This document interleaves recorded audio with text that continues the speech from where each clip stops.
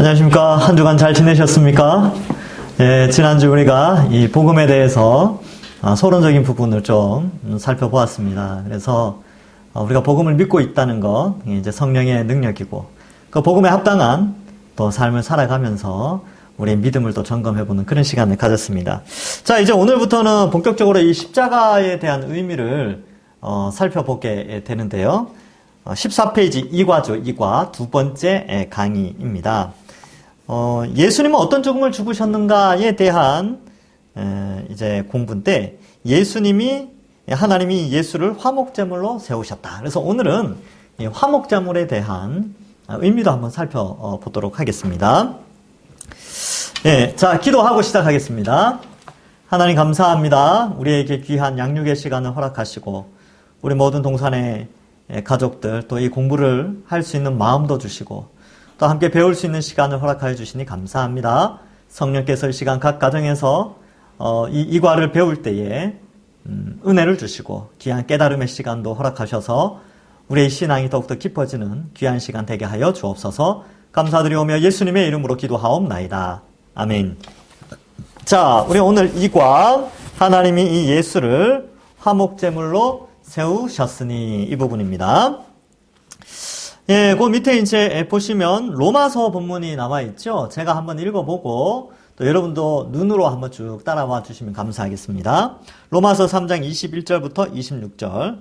이제는 율법 외에 하나님의 한 의가 나타났으니 율법과 선지자들에게 증거를 받은 것이라. 곧 예수 그리스도를 믿음으로 말미암아 모든 믿는 자에게 미치는 하나님의 의니 차별이 없느니라.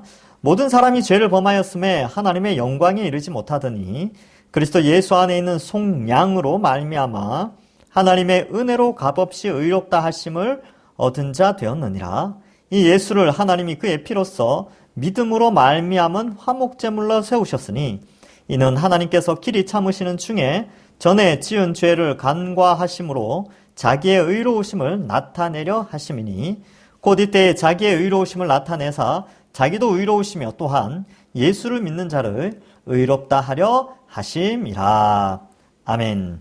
자, 그래서 이 로마서 3장의 내용에서는 우리의 의가 우리가 어떻게 의롭게 되는가에 대한 내용과 또 그 과정 가운데 예수 그리스도의 십자가의 의미, 특별히 화목제물로 세우셨다. 25절이죠. 이 예수를 하나님이 그의 피로써, 십자가로서 믿음으로 말미암은 화목제물로 세우셨다. 이렇게 되어져 있습니다. 자, 그래서 한번 그 내용을 한번 살펴보겠습니다. 복음의 핵심 14페이지입니다. 복음의 핵심은 예수 그리스도의 십자가 죽으심입니다. 복음을 말할 때 성경대로 그리스도께서 우리 죄를 위해 죽으시고를 먼저 말하고 예수 그리스도와 그의 십자가에 못 박히신 것 외에는 아무것도 알지 아니하기로 작정하였다고 말할 정도로 예수 그리스도의 죽음은 중요합니다. 그렇기 때문에 복음에 대한 무지나 오해나 왜곡은 예수님의 십자가 죽음에 대한 무지와 오해에서 비롯됩니다. 복음을 분명하고 풍성하게 알고자 한다면 이 예수 그리스도의 십자가 죽으심을 잘 알아야 할 것입니다. 그냥 한마디로 간단하게 설명하고 말아버리는 식의 지식은 우리의 믿음을 이렇게 또 깊게 세우지는 못합니다. 그래서 좀 더 깊게 알아갈 필요가 있죠. 성경적 믿음은 능력의 말씀이 충만할 때 견고하게 세워지기 때문입니다. 그래서 믿음은 들으면서 난다라는 그 구절을 기억하시고 많이 듣고 성경을 많이 알아가면 알아갈수록 믿음이 자라게 됐죠. 예수 그리스도의 죽음에 대한 수많은 기록이 성경에 나와 있습니다. 이 말씀을 꼼꼼히 살펴야 할 것입니다.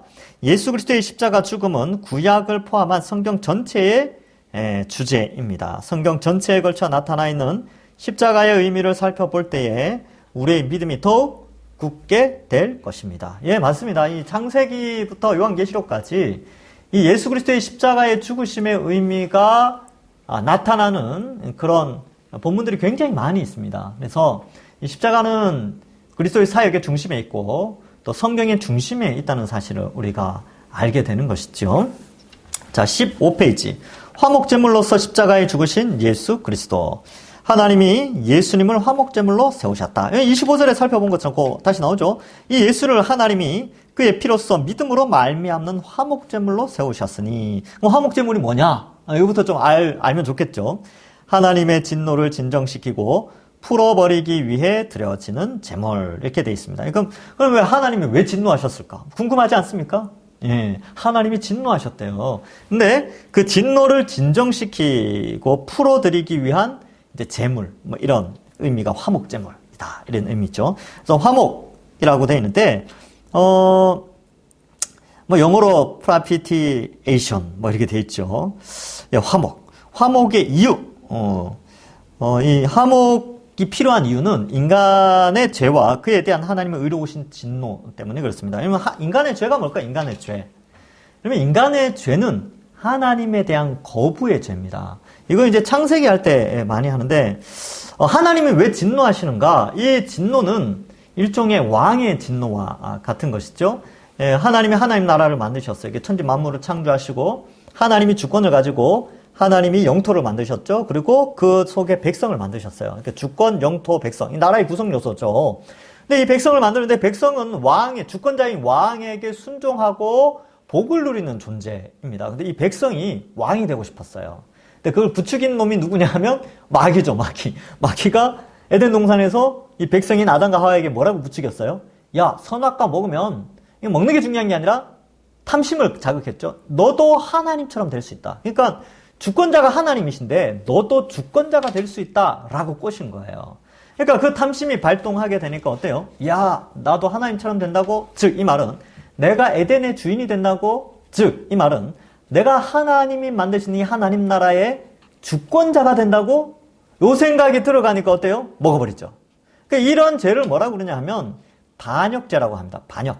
역적의 죄죠. 역적. 그래서 역적은 왕의 진노를 불러일으키는 게 당연한 것이죠. 이게 단순히 과일 하나 먹은 문제가 아니에요, 이게. 이것은 역적의 마음이 들킨 거예요. 예. 그래서 역적 모의를 해서 잡힌 거죠. 그러니까 하나님 진노하시죠? 그러니까 어때요? 화목이 필요한 거예요. 화목의 근거는 하나님의 진노를 일으킨 인간의 죄에 대한 형벌, 집행입니다. 형벌이 뭡니까? 인간에게 하나님이 약속하신 형벌. 그 선악과를 먹으면 어떻게 된다고요? 죽으리라. 그리고 어떻게 됩니까? 나중에 지옥에 가죠. 그래서 죽음과 지옥 형벌이 이 죄의 형벌입니다. 그런데 이 하나님의 진노로 말미암아 형벌이 집행되는데 그게 죽음과 지옥 형벌인데 하나님이 이걸 기뻐하지 않으세요. 하나님이 인간 만들어 놓고 지옥 보내고 죽음에 이르는 거 하나님 기뻐하시겠습니까? 안 기뻐하시죠. 그래서 구원이라는 은혜를 허락하시는 겁니다. 자, 그러면 하나님이 하나님의 진노가 발현되어지고 인간은 범죄하여서 형벌의 집행을 받게 되는데 화목의 의미가 뭐냐?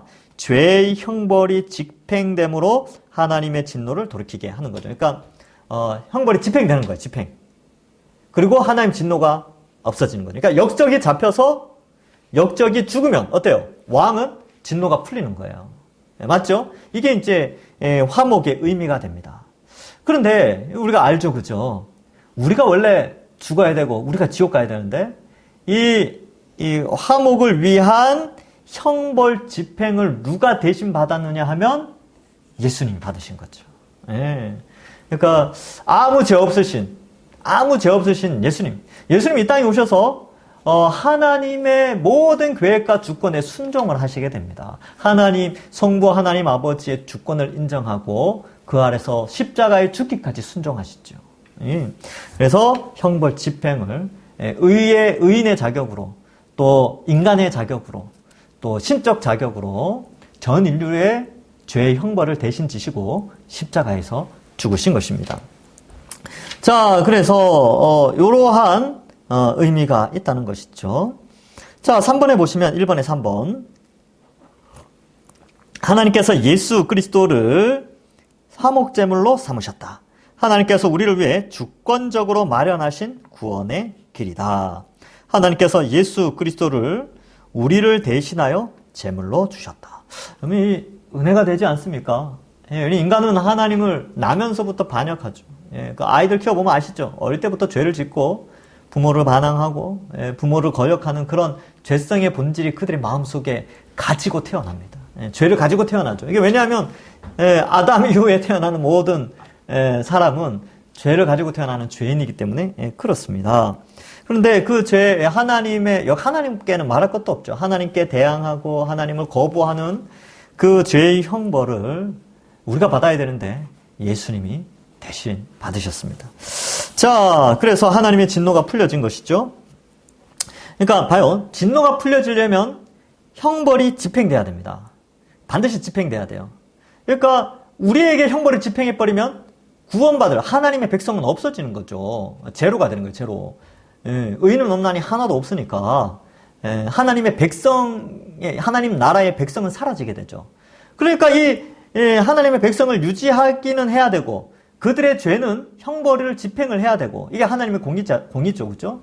그러니까 그 형벌 집행을 하시되 그 형벌을 대신 받을 제물, 화목 제물을 준비하신 것입니다. 여호와 이레의 하나님께서 준비하신 것이죠. 자, 요한일서 4장 10절에 보면 사랑은 여기 있으니 우리가 하나님을 사랑한 것이 아니요 하나님이 우리를 사랑하사 우리 죄를 속하기 위하여 형벌을 대신 받게 하기 위하여 그래서 형벌을 대신 받아서 죄를 용서해 주기 위하여 화목제물로 그 아들을 보내셨습니다. 화목제물은 우리가 받을 죄, 그 죄에 대한 하나님의 진노를 누그러뜨리는 제물, 그분이 바로 예수님으로 오셨다. 요한복음 1장 29절에도 이튿날 세례 요한이죠. 세례 요한이 예수께서 자기에게 나오심을 보고 이르되 보라!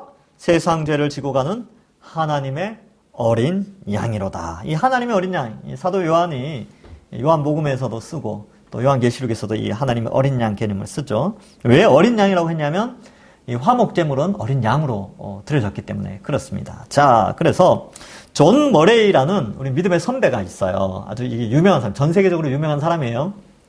존 머레이라는 사람이 이렇게 말을 했습니다. 화목 교리는 이러하다. 하나님께서는 그분의 진노의 대상이 되는 인간을 너무도 사랑하셔서 자기 아들을 주셨으며 그의 피로 그분의 진노를 제거할 수 있게 하셨다. 예수님의 십자가로 진노를 제거하셨다는 거죠. 사랑하는 이들이 더 이상 진노의 대상이 되지 않기 위해서는 또한 사랑으로 진노의 자녀를 하나님께서 기뻐하시는 자녀로 만드는 그 본래의 계획을 성취하기 위해서는 그리스도의 피로 그분의 진노가 달래져야만 했다. 이 달랜다라는 이 개념이 화목 제물이라는 것이죠. 그래서 죄값을 대신하는 거예요. 죄의 형벌을 대신해서 하나님의 진노를 누그러뜨리는 것이죠.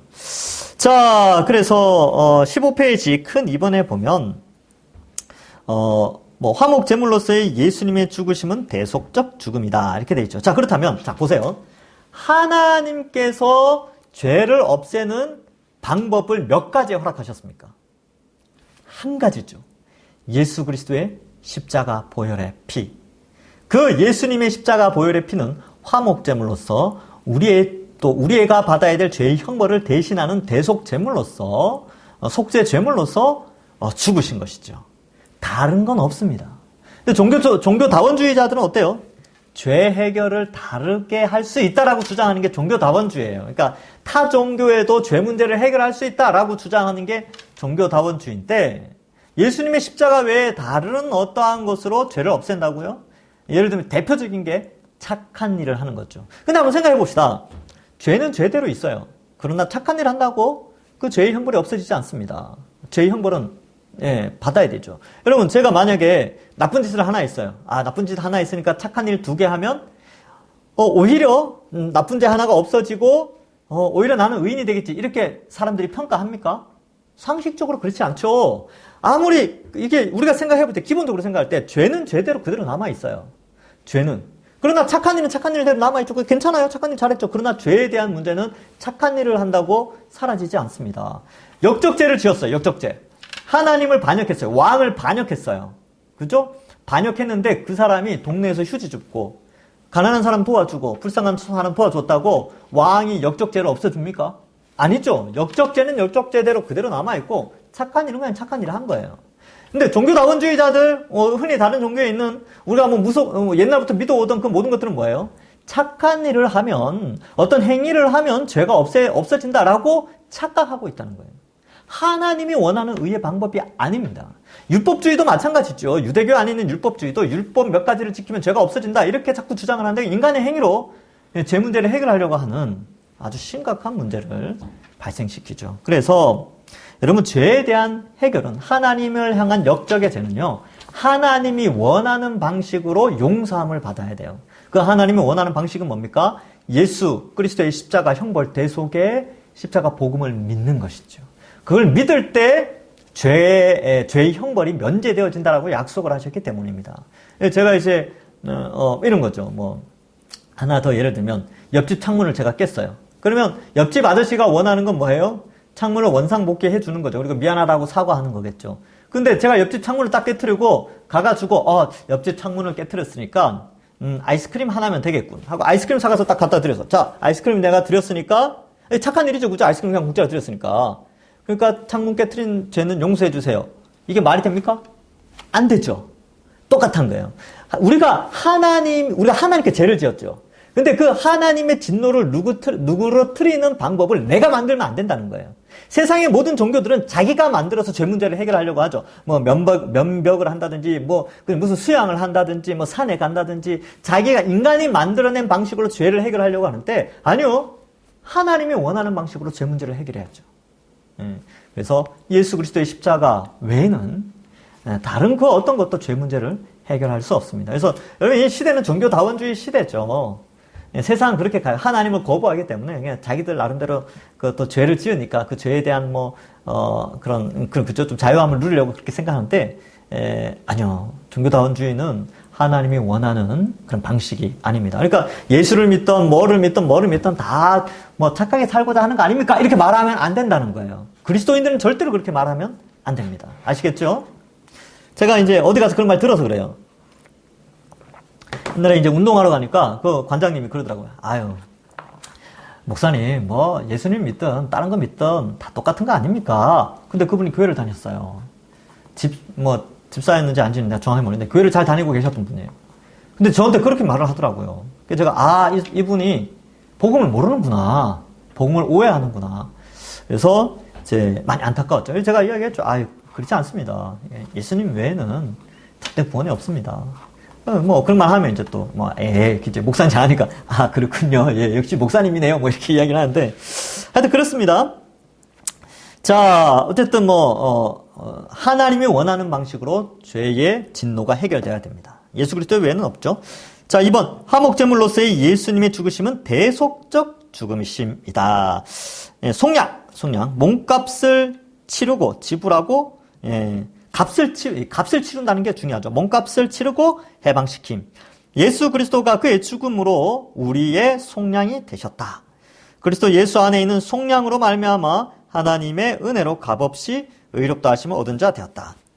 속량은 예수 그리스도의 대속적 죽음으로 말미암는다. 그러니까 우리가 죄에 묶여져 있고 죄의 노예, 죄를 지을 수밖에 없었고 죄를 지을 수밖에 없었기 때문에 그 형벌로 지옥에 갈 수밖에 없는 영원한 죽음의 공포, 고통의 공포가 있는 가운데 있었지만 속량이라는 것은 그 구속에 그 엄청난 죄의 쇠사슬의 죄의 형벌과 지배의 쇠사슬 아래에서 풀려지는 거죠. 죄의 책임, 그러니까 지옥에 가는 것에서부터 자유로워지고 더 이상 죄를 지을 수밖에 없는 존재가 아니라 죄를 안 지을 수 있는 존재로 속량받는 그것이 바로 예수 그리스도의 십자가의 죽으심으로 말미암아 우리가 속량을 얻게 되었다. 그래서 값을 지불하고 우리를 자유롭게 했는데 그 값이 뭐라고요? 예수 그리스도의 피값.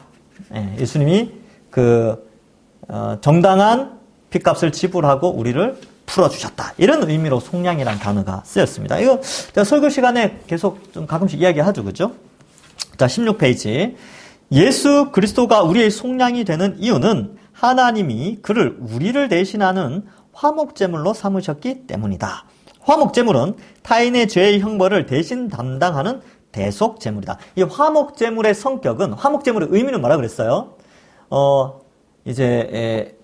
하나님의 진노를 누그러뜨리는 제물이죠. 근데 하나님의 진노를 누그러뜨리려면 이 죄에 대한 문제를 해결해야 되는데 이 죄의 형벌을 대신 받을 때에, 그러니까 이 죄의 형벌이 치루어질 때에 하나님의 진노가 누그러뜨려지는데 이 죄의 형벌이 치루어지는 게 뭐냐 하면 대속적 방식으로 치루어진다는 거예요. 그러니까 죄를 지은 당사자가 죄 형벌을 받는 게 아니고 죄를 지은 당사자를 대신한 그 무엇이 죄의 형벌을 대신 받는다는 것이죠. 그 방식으로 화목제물의 목적이 이루어진다.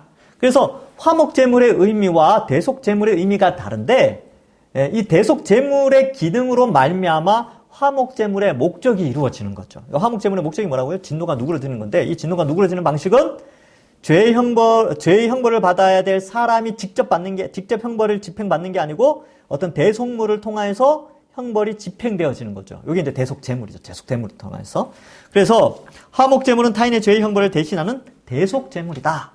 이렇게 대속제물의 방식으로 화목제물이 이루어진다는 것입니다. 말이 좀 어렵긴 한데 설명을 잘 이해가 되시나요? 예.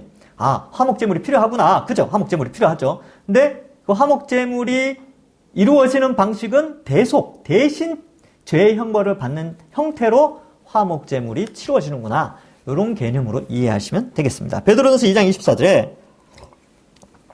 친히 나무에 달려 그 몸으로 우리 죄를 담당하셨으니 우리 죄를 대신 받으셨다. 죄의 형벌을 대신 받으셨다. 이런 의미예요. 이는 우리로 죄에 대하여 죽고 의에 대하여 살게 하려 하심이라. 그가 채찍에 맞음으로 너희는 나음을 얻었나니. 이렇게 돼 있죠. 저는 이제 어릴 때부터 이런 말 많이 들었어요. 예수님이 십자가에 왜 달렸는지 아니? 우리 죄를 위해서 십자가에 달리셨어. 그래서 이제 그걸 암기하고 있었죠. 예수님이 십자가에 달리신 이유는 우리 죄를 위해 하셨다니까? 맞죠? 성경에도 그렇게 기록하고 있으니까. 근데 죄를 위해 했다는 게 뭘까요? 죄를 위하여 죽었다. 이게 굉장히 추상적인 말이에요. 이거 설명해 보십시오. 설명. 사실 이게 설명하기 힘들거든요. 그러면 우리 죄를 위하여 예수님이 십자가에 죽으셨다라는 표현에 담긴 게 뭐냐면 여기 나오는 거예요. 대신 형벌을 대신하는 거죠. 그러니까 이제 죄의 형벌을 대신하기 위하여 십자가에 달리셨어요. 그러니까 예수님이 죄를 위해 십자가에 달리셨다. 우리 죄를 위해. 근데 정확하게 풀었으면 예수님이 우리 죄의 형벌을 대신하기 위해 십자가에 달리신 거예요. 그래서 형벌을 대신하셨으니까 어떻게 돼요? 대속제물로 죽으셨는데 그 결과로 화목제물처럼 예수님이 대속제물로 희생되신 거죠. 그래서 화목제물을 성취하는 거죠. 하나님의 진노가 누그러뜨려지는 것이죠. 그래서 누가 이렇게 물을 수 있죠. 자녀들이 우리 죄를 위해서 죽었다는 뜻이 뭡니까? 이렇게 물으면 우리가 받을 죄의 형벌을 대신해서 위하여 죽으셨다. 이렇게 이해하면 돼. 그러니까 죄를 위하여가 아니라 죄의 형벌을 대신하기 위하여. 이렇게 설명하는 게 가장 정확한 표현입니다. 약간 암기해 두시는 게 좋아요. 예. 자, 3번. 믿음의 대상은 예수 그리스도의 죽음이다. 죽으심이다. 피다. 자, 볼까요? 그러니까 십자가에 달리신 예수님이 우리 믿음의 대상이에요. 로마서 3장 25절에 그의 피로써 믿음으로 말미암는 이렇게 돼 있죠.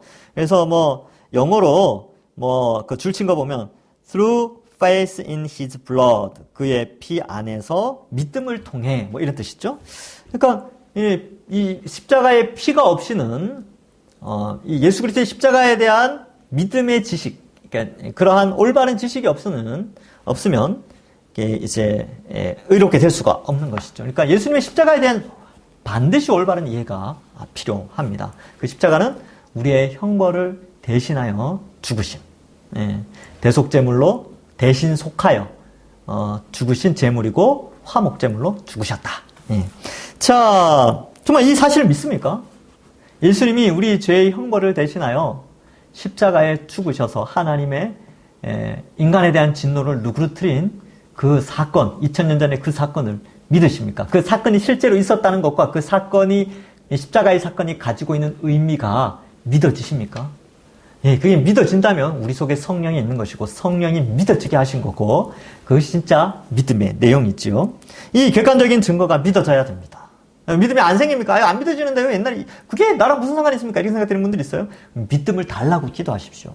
그 내용이 반드시 믿어져야 또 믿어야 반드시 구원받습니다. 자, 그래요. 그럼 무엇을 믿는가?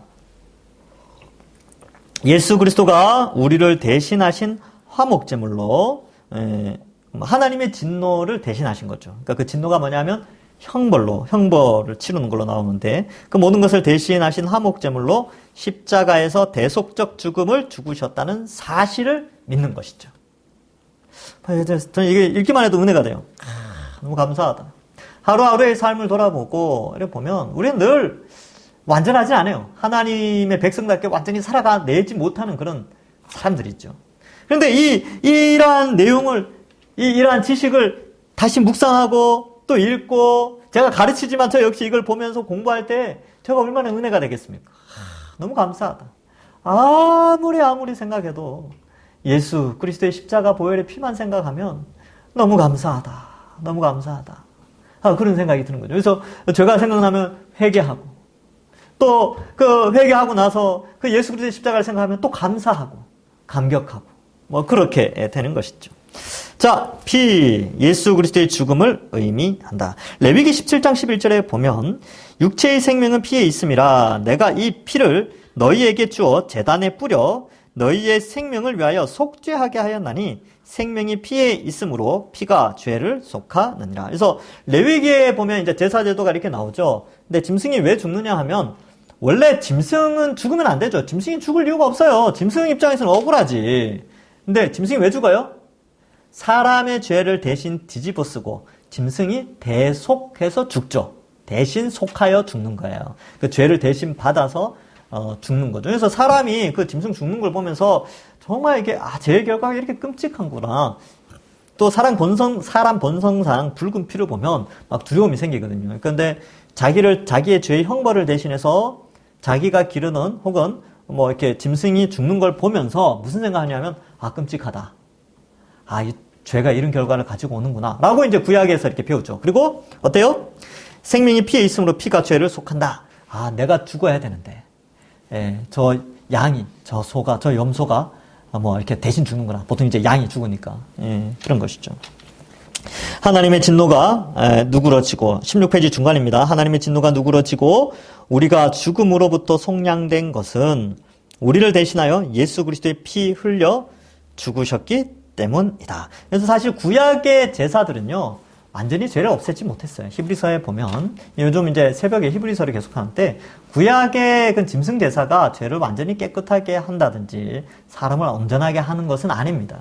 그냥 이제 그런 제도를 통하여서 앞으로 영원한 단번에 제사로 드릴 예수 그리스도를 사모하게 하는 거죠. 그러니까 이 짐승이 죽어서는 우리의 죄가 완전히 해결이 안 되는구나. 우리의 죄를 완전히 해결할 그 무언가가 등장하면 참 좋겠다. 이런 마음으로 구약의 사람들이 살아온 것이죠.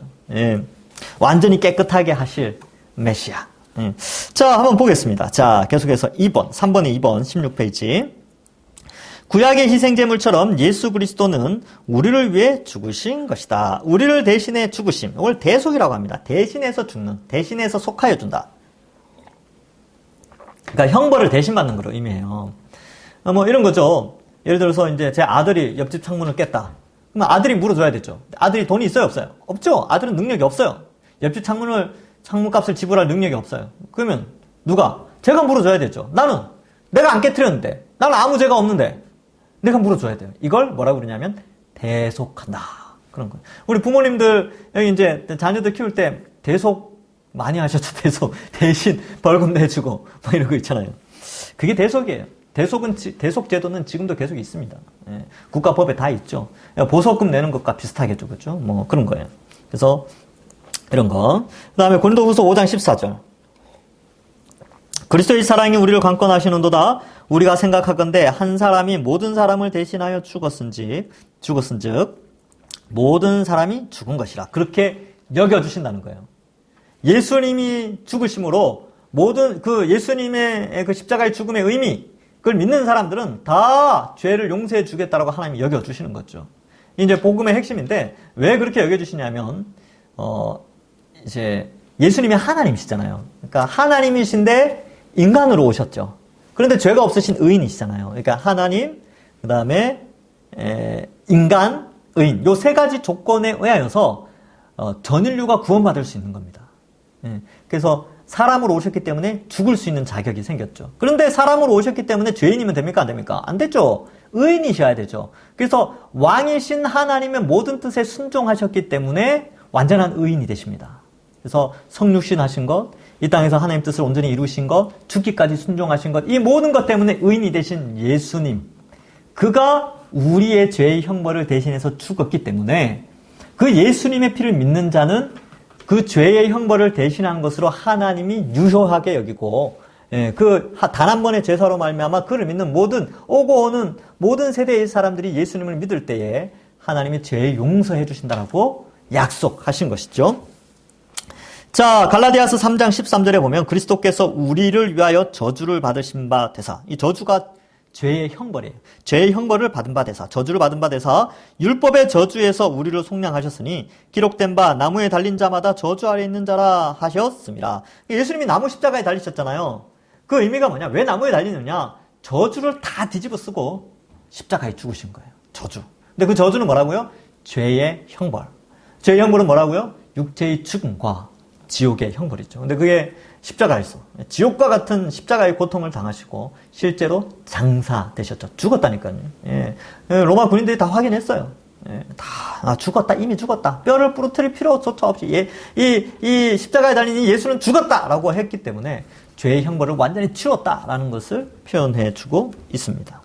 형벌을 대신 받고 죽으심, 형벌적 대속. 그래서 형벌 대속의 죽음 이런 표현을 씁니다. 그래서 예수님 죽으셨다 이 표현은 예수님이 십자가에서 형벌 대속으로 죽으셨다. 그래서 형벌 대속의 십자가, 형벌 대속의 복음 이렇게 우리가 좀 암기하는 게 좋습니다. 이런 표현들이 입에 붙어야 돼요. 예, 입에.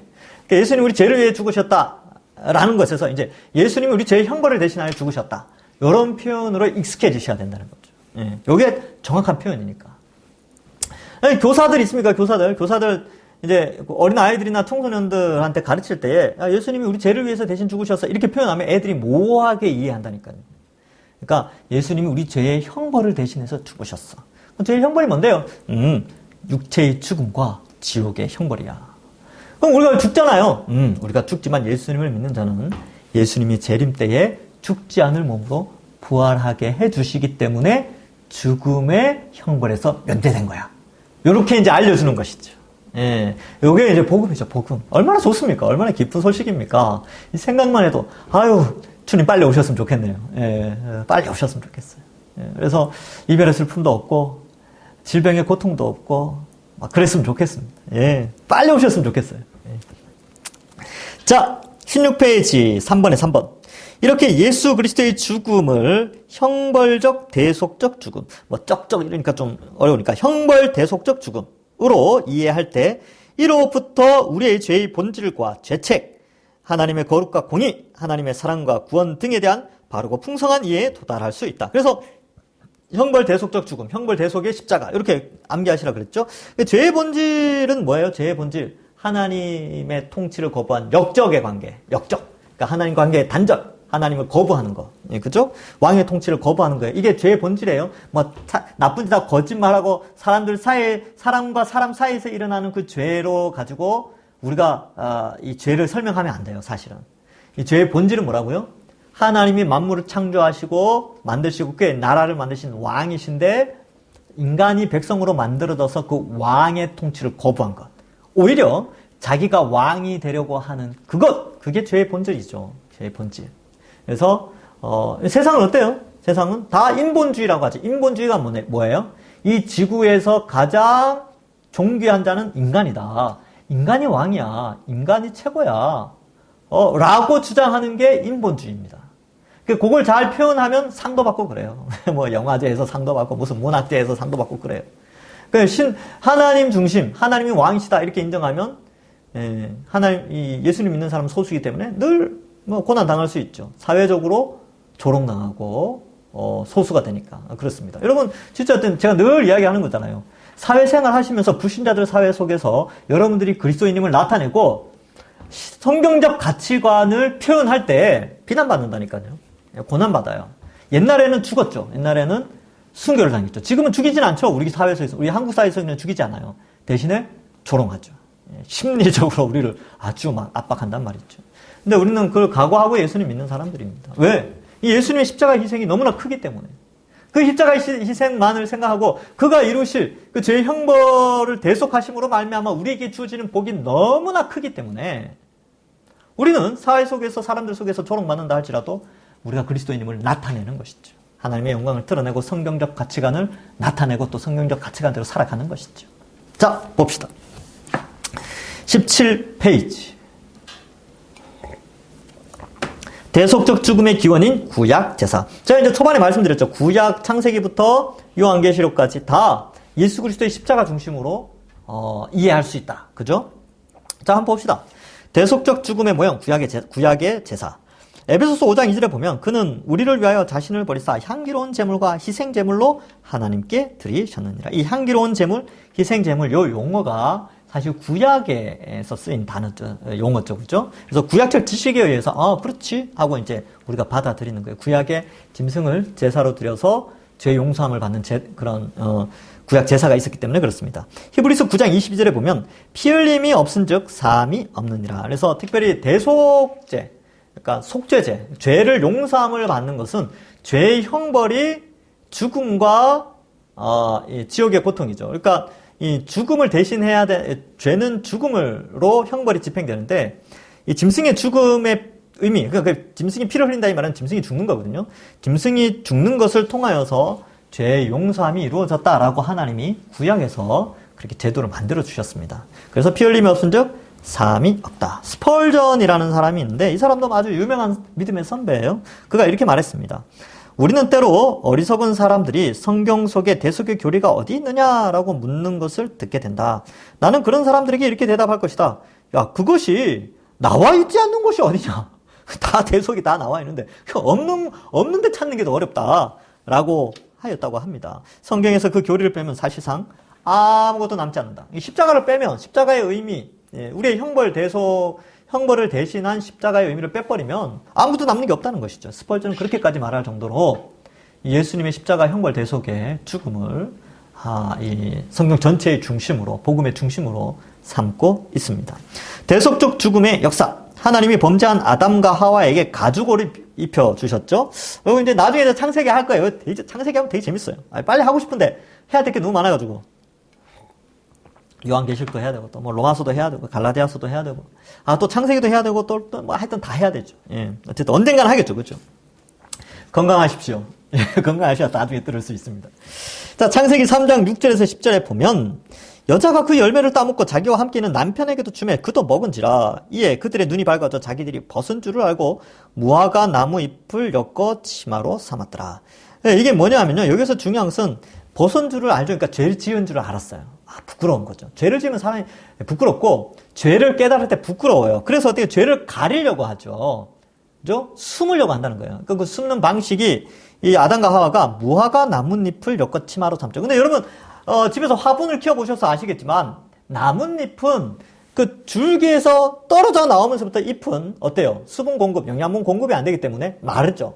그러니까 아담과 하와가 무화과 잎으로 치마를 만들었어요. 그게 며칠 가겠습니까? 그 부끄러움이 금방 온전히 가릴 수 없죠.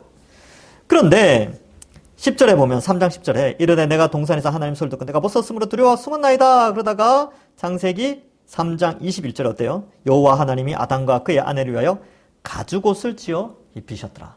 여러분 하나님이 가죽옷 그냥 뚝딱 이렇게 만들었을까요? 아니죠. 가죽옷은 어디에서 생깁니까?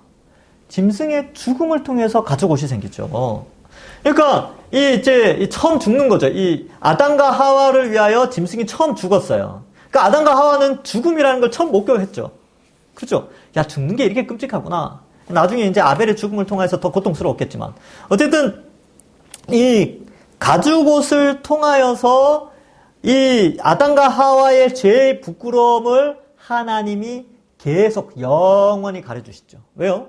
나뭇잎은 시들어 사가 문드러지지만 가죽은 오래 남죠. 수천 년을 갔죠. 여러분 가죽이 왜 비쌉니까? 가죽이 왜 비싸요? 오래 가니까. 질 좋은 가죽은 오래 갑니다. 오래 가죠. 오래 가면 갈수록 또 명품 가죽은 어때요? 더 멋있어지죠. 근데 하나님이 만드신 가죽옷. 이 가죽옷이 어디엔가 있다면 이거는 돈으로 평가될 수 없는 가죽옷이죠. 뭐 여러분 세계적으로 유명한 그런 명품 뭐 그런 데서 만든 가죽 가방 하나만 해도 몇 천만 원씩 하는데 하나님이 만드셨어요. 하나님이 입히신 가죽옷은 예, 엄청난 가치가 있죠. 근데 이 의미는 뭐냐면 아담과 하와의 죄, 그 부끄러움, 죄로 인하여서 부끄러워진 그 육체를 가려주는데 짐승을 대신 죽인 거예요. 예, 피를 대신 흘린 거죠. 그리고 그들의 부끄러움을 가려주십니다. 그래서 아담과 하와가 당장 죽을 줄 알았거든요. 선악과 먹고 나서 당장 죽을 줄 알았는데 가만히 보니까 1000년을 살아요. 1000년 가까이. 900 몇 살까지 살죠. 예, 900 몇 살 동안 자녀를 낳으면서 살게 됩니다. 하나님의 은혜입니다. 예. 그래서 죗값을 대신 치룬 가죽, 죽음, 그러니까 이제 짐승의 죽음이 있었다. 오직 생명의 희생만 구할 수 있는 부끄러움을, 죄를 가리는 가죽 옷. 그래서 이게 이제 첫 대속의 의미를 가르쳐 주고 있다. 이렇게 표현하고 있습니다. 그리스도에 대한 예언은 창세기 3장 15장이 나왔죠. 그래서 여자의 후손이 뱀의 머리를 짓밟게 된다. 그 내용이 창세기 3장 15절에 나오는데 그게 어떻게 성취될 것인가를 보여준 사건이다. 그래서 여자의 후손이 죗값을 온전히 치루어 구원하게 해주신다. 뭐 그런 의미이지요. 자, 그 다음 아담의 후손들이 제사란 형식을 처음부터 사용하였다. 그래서 가인과 아벨이 제사를 드리죠. 제사. 이게 하나님께 제사를 드리는 거예요. 이게 속죄 제사든 감사 제사든 뭐 소제든 어쨌든 제사를 드리는데 뭐 가인과 아벨 같은 경우는 요걸 제가 이제 히브리서 새벽 예배 때 짧게 설명을 드렸는데 가인은 이 곡물로 드렸죠. 그죠? 근데 아벨은 양의 첫 새끼로 드렸어요. 근데 히브리서 기자는 아벨의 제사와 가인의 제사를 어떻게 나누느냐 하면 아벨은 믿음으로 드렸다. 이렇게 돼 있어요. 그래서 이 제물을 드렸을 때에 제물을 드린 자의 믿음에 의해서 하나님이 받으셨다는 걸 알죠. 그래서 뭐 어떤 사람은 아니다. 믿음의 문제가 아니고 제물의 문제다. 재료의 문제다. 가인이 피 흘림이 없었기 때문에 받아들여지지 않았다. 이렇게 주장하는 사람들도 있습니다. 뭐 그것도 괜찮은 것 같아요. 그렇게 해석하는 책도 있어요.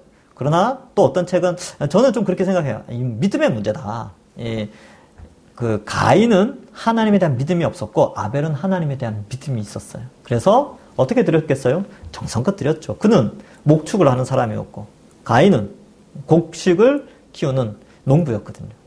그래서 어쨌든 이 믿음의 문제로 믿음이 이제 이렇게 된 거죠. 어쨌든 자 그래서 이제 또 어떤 사람이 이렇게 이야기해요. 가인이 진짜 믿음이 있었으면 아벨에게 가서 짐승을 이렇게 그 곡물과 바꿔가 짐승으로 제사를 드렸을 것이다. 이렇게까지 또 주장하는 사람도 있는데 뭐 그것도 괜찮은 것 같아요. 뭐 이거는 역사상 기독교 역사상 늘 같이 이제 이것도 되고 이것도 되지 않을까 늘 해왔던 문제니까 둘 다 괜찮다라고 받아들입시다. 자, 그다음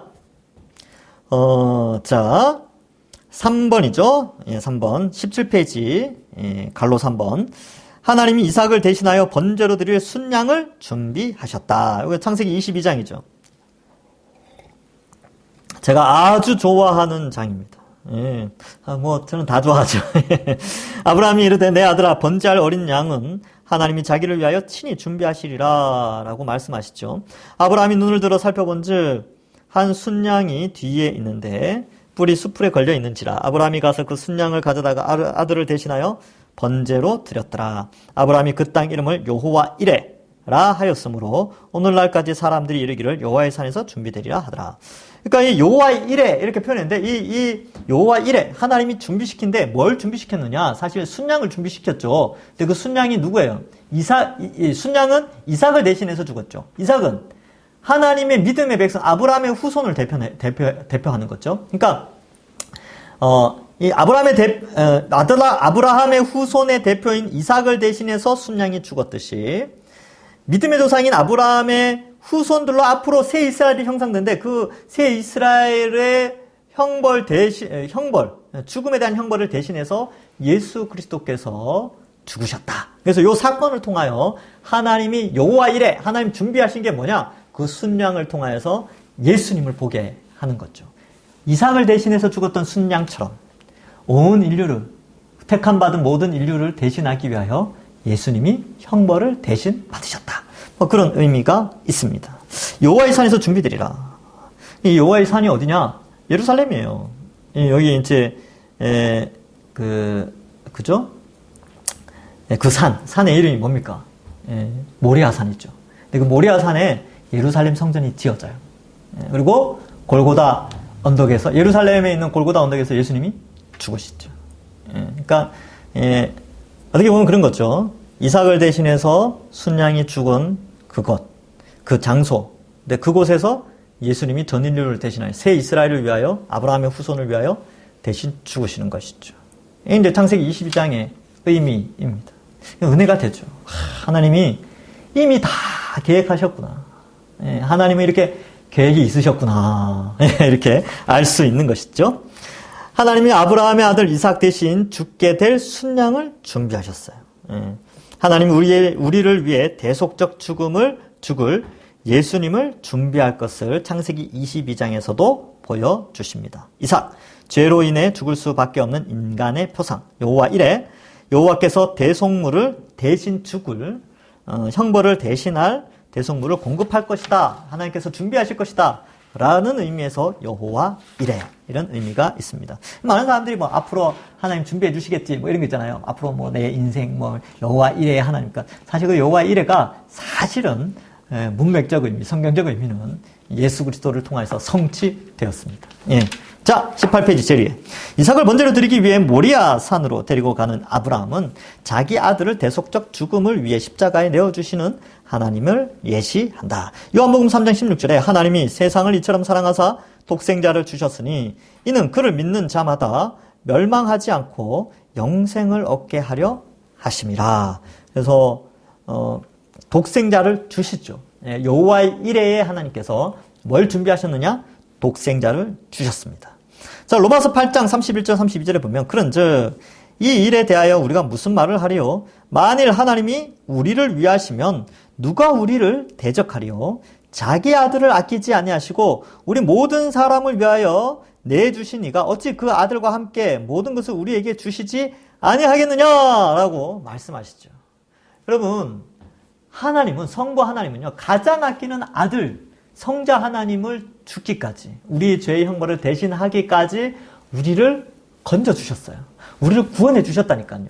죽음과, 육체의 죽음, 지옥의 형벌을 대신해서 나중에 주의 재림 때에 육체가 영원히 사는 몸으로 부활하게 되고, 지옥이 아닌 천국, 새하늘과 새 땅에서 우리를 살게 하시기 위하여 가장 아끼는 성자, 독생자 예수님을 이 땅에 보내주셔서 우리를 대신하여 그 엄청난 고통을 또 피를 흘리게 해주셨다는 것이죠.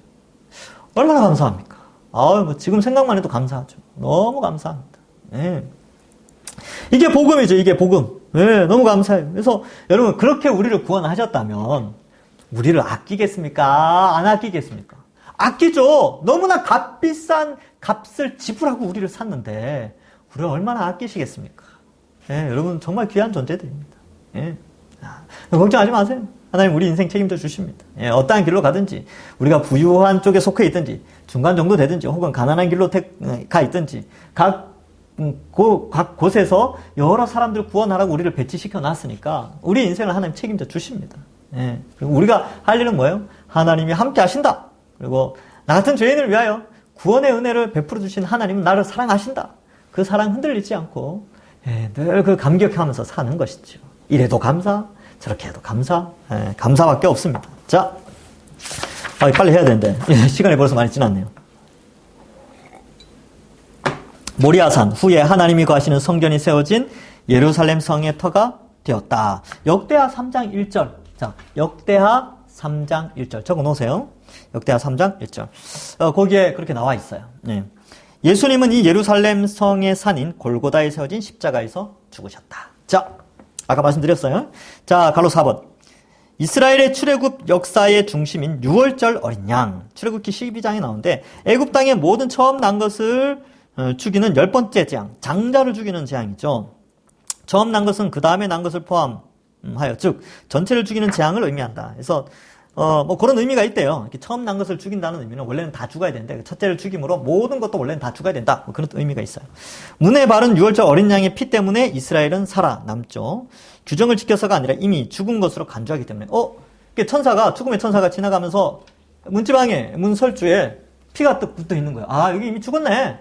처음 난 거 죽었다, 가자! 이렇게 넘어간다는 의미로 문설주에 피를 발랐다는 거예요. 그래서 피라는 것은 죽음을 의미하는데 이 집은 유월절날 이 집은 이미 죽었다. 넘어가자. 이 집은 피가 안 발려져 있네. 자, 재앙을 내리자. 이렇게 하는 거죠. 그래서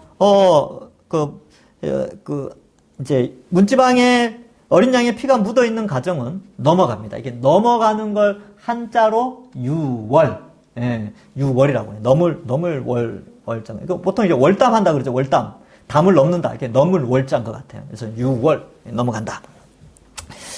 자, 그래서 출애굽기 12장 그 성경 구절이 나오죠. 5절부터 너희 양은 흠없고 일련된 수컷으로 하되 양이나 염소 중에 취하고 염소도 괜찮아요, 그죠?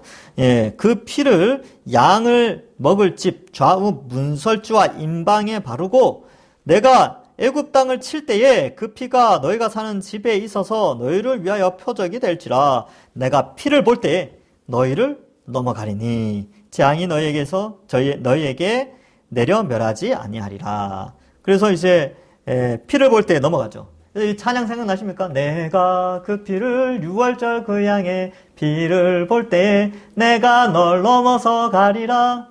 그 피가 이제 예수님이죠, 예수님. 그래서 우리가 예수 그리스도의 십자가의 피를 믿으면 예수님이 나의 죄의 형벌을 대신해서 피 흘려 죽으셨다라고 믿는 사람은 유월절날 문설주에 피를 발라서 바른 집 넘어가듯이 지옥의 재앙, 죄의 형벌의 재앙에서 넘어간다. 그런 의미가 있습니다. 예수님도 자신을 유월절 어린 양으로 이해했고 성경도 예수 그리스도에 대해 유월절 어린 양으로 희생되었다라고 증언한다. 그렇죠. 복음서를 보시면 그렇게 돼 있어요. 이르시되 누가복음 22장 15절 이르시되 내가 고난을 받기 전에 너희와 함께 이 유월절 먹기를 원하고 원하노라. 또 떡을 가져 감사 기도하시고 떼어 그들에게 주시며 이르시되 이것은 너희를 위하여 주는 내 몸이라. 너희가 이를 향하여 나를 기념하라 하시고 저녁 먹은 후에 잔도 이와 같이 하여 이르시되 이 잔은 내 피로 세우는 새 언약이니 곧 너희를 위하여 붓는 것이라. 고린도전서 5장 7절에 너희는 누룩 없는 자인데 새 덩이가 되기 위하여 묵은 누룩을 내버리라. 우리의 유월절 양 곧 그리스도께서 희생되셨느니라. 뭐 이렇게 표현하고 있죠. 그래서 예수님이 유월절 어린 양처럼 우리를 대신하여 피를 흘려주셨다. 그래서 유월절을 통하여 예수 그리스도의 그 십자가를 생각하게 되죠. 그래서 유월절을 보낼 때 예수님이 이제 유대인들은 하루를 어떻게 계산하냐면 해 떨어지고 저녁부터 그 다음날 해질 때까지가 하루예요. 그러니까 저녁 만찬을 하시죠. 그리고 잡히시죠. 그러니까 이게 유월절 양 잡는 것과 좀 연결되어져 있습니다. 자, 그 외에 중요한 사항들. 이스라엘에게 유월절의 중요성은 유월절 사건이 일어난 그 달의 유대력이 첫 달로 삼는다. 뭐 이렇게 아비벌 뭐 이렇게 표현되어 있는데, 그러니까 이스라엘에게 유월절이 시작되는 달이 그 해의 첫 해예요. 예. 그래서 지금 태양력을 쓰는 것과는 좀 다릅니다. 예. 한 3개월 정도 차이가 나요. 1년 되고 흠없고 1년 된 수컷 어린 양 예수 그리스도 그 고기를 불에 구워 무교병과 쓴 나물과 함께 먹음. 성찬식. 그래서 여러분이 잘 보세요. 제가 이제 3개월 정도 차이 난다는데 지금 이제 다음 주가 고난주간 있죠. 근데 부활절이 언제예요? 4월 첫째 주죠. 그죠? 그러면 보세요. 6월절이 유대인에게 첫 해라 그랬죠. 근데 보통 해마다 부활절이 몇 월 달입니까? 4월 달이죠. 예, 3개월 정도 차이 난다니까요. 예, 그렇게 이해하시면 돼요. 그러니까 우리는 1월 달이 양력으로 1월 달이 새해 첫 해지만 과거 유대인들은 4월 시작할 때 즈음이 새해가 되는 것이죠. 6월절이 시작되니까 그렇습니다. 자, 그 다음 밑에 18페이지 밑에서 둘째 줄. 그 고기를 불에 구워 무교병 누룩 없는 떡과 쓴 나물과 함께 먹음. 이제 성찬식을 상징한다. 6월절의 의미. 죽은 줄 알고 넘어가는 거죠. 예. 죄의 용서와 죄책, 죄의 형벌의 면제. 보통 이제 죄책이라고 하면 죄의 책임이거든요. 죄의 책임이 뭐냐면 죄의 형벌이에요, 형벌. 그래서 우리에겐 죄책이 없죠. 이 말은 죄의 형벌이 없습니다. 왜냐하면 그 형벌을 예수님이 대신 다 받으셨기 때문에 형벌이 없는 거예요. 아시겠죠? 예. 그래서 우리는 죄책이 없습니다. 그래서 나 자유 얻었네, 너 자유 얻었네, 우리 자유 얻었네, 뭐 이렇게 할 때 죄에서 자유를 얻었죠. 그죠? 그 자유는 뭐냐면 죄의 책임에서의 자유예요. 그 책임에서 자유를 얻었어요. 자, 물론 지배에서의 자유도 있는데 그건 뭐 또 나중에 설명하겠습니다. 자, 19페이지로 넘어가 볼까요? 구약 율법에서의 제사제도, 레위기 16장에 보면 제사제도, 제물인 짐승에게 안수한 후 죽이고 그 피를 제단에 뿌리는 방식. 제임스 패커라는 분이 있는데 이분의 제임스 패커의 사상 중에 제가 동의하지 않는 것도 많이 있지만, 근데 이 부분은 이 구약 제사와 관련된 부분은 아주 잘 썼기 때문에 또 이 교재에도 이렇게 되어져 있습니다. 제임스 패커 괜찮은 분이에요. 예. 하나님께서는 구약의 제사 제도를 통해 죄의 방법으로서의 대표적 대속을 가르쳐 주셨다. 구약에서 죄인이 죄를 위해 바칠 완전한 동물의 머리에 손을 얹어 죄인과 동물과 죄인을 동일시함으로써 그 동물은 상징적으로 그 죄인을 대표하는 것이 되었다. 레위기에 나온다는 거예요. 그런 다음 그 동물은 제사 드리는 사람의 대속물로서 죽임을 당했고 속죄가 이루어졌으며 진노를 피하고 화목제물이죠. 사김이 회복되었다는 표시 화목제물로 그 피를 여호와 앞에 뿌리고 성소 안에 있는 번제단에 발랐다. 이렇게 이제 기록하고 있습니다. 자, 두 종류의 제사, 속죄제와 속건제, 화목제와 소제. 속죄제와 속건제, 하나님께 범죄하여 용서를 갈구하는 핍절한 죄인이 드리는 이제 제물이다. 그다음에 화목제와 소제, 하나님께 의존하며 살아가는 피조물로서의 인간. 그런 의미가 있는데 이거는 하여튼 그렇게 받아들이시면 돼요. 아, 이런 종류의 제사들이 의미가 다 따로 되어 있구나. 근데 이 모든 것을 통합하는 단 한 번의 제사가 예수 그리스도의 십자가의 피구나. 이렇게 이해하시면 됩니다. 자, 두 종류의 제사의 관계는 전자, 속죄제와 속건제는 죄를 용서받는 것고 화목제와 소제는 그로 말미암아 은총으로 살아가는 것을 기초로 하고 있습니다. 대속의 의미에서 피 흘리며 피 뿌리는 희생제사로서의 구약제사. 피 흘림, 다른 사람을 위해 생명을 내놓은 것을 상징하고요. 피를 뿌리는 거죠. 뿌리죠. 부정한 것을 정결케 하는 역할을 합니다. 그래서 예수님의 피 흘리심으로 말미암아 우리가 이제 예수님이 대신 죽으셨다. 그런데 그 피가 우리에게 뿌려졌다. 이것을 통하여 우리가 깨끗하게 됐다라는 것을 의미합니다. 그래서 베드로도 핏뿌림을 받은 우리 이런 표현을 써요. 베드로전서인가요? 거기 보면 우리가 핏뿌림을 받았다 이렇게 표현하고 있습니다. 육체의 생명은 피에 있음이라 내가 이 피를 너희에게 주어 제단에 뿌려 너희의 생명을 위하여 속죄하게 하였나니 생명이 피에 있으므로 피가 죄를 속하느니라 이렇게 기록하고 있습니다. 대속죄일의 특징적인 것으로는 아사셀, 속죄 염소. 여기 이제 아사셀 제도도 재밌어요. 이것도 살펴보면 되게 재밌는데, 오늘은 19페이지까지만 하겠습니다. 자, 한번 보겠습니다. 아사셀. 두 염소 중 하나는 속죄 제물로 드리고 하나는 대제사장이 두 손으로 안수하여 이스라엘의 모든 죄를 고백한 후 광야의 외딴 곳으로 보내어 부른다. 여러분, 레위기 16장에 한번 읽어보세요. 되게 재밌어요. 이제 아사셀 제도가 있는데, 이게 뭐냐면, 염소 두 마리가 있어요. 염소 두 마리가 있는데, 한 마리는, 제 형벌로, 속죄제물로 이제 드리죠. 속죄제물. 그래서 드려요. 한 마리는 어때요? 광야로 내보내요. 멀리 보냅니다. 어쨌든 가까이 오지 못하게 멀리 내보내죠. 근데 이게 이제 아주 시청각 교육인데, 그 밑에 한번 봅시다. 두 번째 염소, 속죄 염소는 첫 번째 염소의 죽음을 통해 무엇이 이루어졌는지를 드라마틱하게 보여준다. 이게 뭘 드라마틱하게 보여주냐 하면요. 첫 번째 염소가 죽을 때에는 죄의 형벌, 우리의 죄의 형벌 대신해서, 이스라엘 백성의 죄의 형벌 대신해서 염소가 한 마리가 딱 죽어요. 그리고 그 죽음 후에 한 마리가 또 멀리 쫓겨나게 되거든요. 멀리 보내지게 됩니다.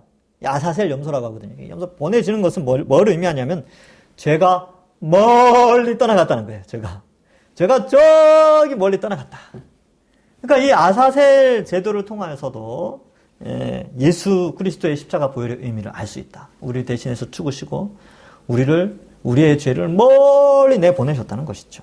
죄를 떠나가게 하는 것을 목격하게 한다는 거예요. 야, 우리 죄가 저렇게 멀리 떠나가는구나. 저 염소가 죄를 뒤집어 쓰고 우리의 죄를 다 뒤집어 쓰고 저기 멀리 가버리는구나. 우리가 예수님을 믿을 때에 우리 죄 용서함을 받고요. 이제 우리의 죄는 멀리 도망갑니다. 그러니까 죄를 안 지으려고 많이 노력합시다. 왜냐하면 우리는 죄를 멀리 하는 자거든요. 레위기 16장 21절 22절에 볼까요? 아론은 그 두 손으로 살아있는 염소의 머리에 안수하여 이스라엘 자손의 모든 불의와 그 범한 모든 죄를 아뢰고 그 죄를 염소의 머리에 두어 미리 정한 사람에게 맡겨 광야로 보낼지니 염소가 그들의 모든 불의를 지고 접근하기 어려운 땅에 이르거든 그는 그 염소를 광야에 놓을지니라. 예, 염소가 못 돌아오게 한다는 거예요. 시편 103편 11절과 12절에 보면 이는 하늘이 땅에서 높은 같이 그를 경외하는 자에게 그의 인자하심이 크심이로다. 동이 서에서 먼 것 같이 우리의 죄가를 우리에게서 멀리 옮기셨으며 예, 우리의 죄를 멀리 옮기셨다라는 것을 상징하고 있습니다. 바룩 레빈 이름 자체가 약간 유대인 이름 같아요. 그렇죠? 누군지는 저 잘 모르는데 하여튼 뭐 이분도 나를 잘 모르겠죠. 그렇죠? 예. 자, 하여튼 그분이 이런 말을 했어요. 모든 죄는 속죄 염소에게 극단적으로 전가한 후 다시는 돌아오지 못하도록 그 염소를 광야로 내쫓았다 라고 표현합니다. 그래서 우리가 예수 그리스도를 믿음으로 말미암아 어떻게 돼요? 죄의 형벌에서 면제되어지죠. 그리고 우리는 죄를 멀리 떠나보낸 자들로 부름을 받았습니다. 그래서 이 자세가 중요하죠. 우리는 죄에서 멀어진 자다. 그래서 죄를 지으려고 막 애쓰는 자들, 막 그죠? 죄를 지을 수밖에 없는 자들이 아니라 죄를 안 지으려고 노력하는 자들, 오히려 하나님의 의를 이루려고 노력하는 자들로 그런 의인으로 부름을 받았습니다. 그래서 죄를 지을 수도 있고 안 지을 수도 있지요. 그래서 죄를 지을 수밖에 없는 존재에서 죄를 안 지을 수도 있는 존재로 부름을 받았습니다. 나중에 예수님 재림하시면 그리고 우리가 죽으면 죄를 지을 수 없는 존재가 되는 것이죠. 영화에 이르게 됩니다. 그날에 속히 왔으면 좋겠습니다. 예, 오늘은 여기까지 하고요. 다음 주에 20페이지부터 그렇게 하겠습니다. 원래 이 동영상으로 1시간 이상 보는 게 쉽지가 않습니다. 어쨌든 여러분 수고하셨고요. 오늘은 뭐 숙제나 뭐 이렇게 촬영해서 뭐 이렇게 하는 거 말고 그냥 이은희 전도사님한테 개인 카톡으로 출석했습니다. 뭐 영상 봤습니다. 뭐 이렇게 감사합니다. 이렇게 표시를 해주시면 출석으로 체크하겠습니다. 출석하신 분들에게는 나중에 개근하신 분들에게는 한번 소정의 상품을 한번 준비해 보도록 하겠습니다. 기도하고 마치겠습니다. 하나님 감사합니다. 예수 그리스도의 십자가 형벌 대속의 그 은혜의 복음으로 말미암아 우리를 깨끗게 하시고 하나님 자녀 삼으시고 또 천국 백성 삼아 주신 것 감사합니다. 정말 우리 입술에 십자가만 생각하면 감사밖에 또 찬양밖에 나오지 않음을 고백합니다. 하나님 너무 감사합니다. 이 감사하는 마음 잊지 않고 우리가 더욱더 하나님을 알아가고 또 우리가 더욱더 이 세속 사회 속에서 그리스도인답게 살아가는 저희들 되게 하여 주옵소서. 감사드리오며 예수님의 이름으로 기도하옵나이다. 아멘. 수고하셨습니다. 다음 주 뵙겠습니다.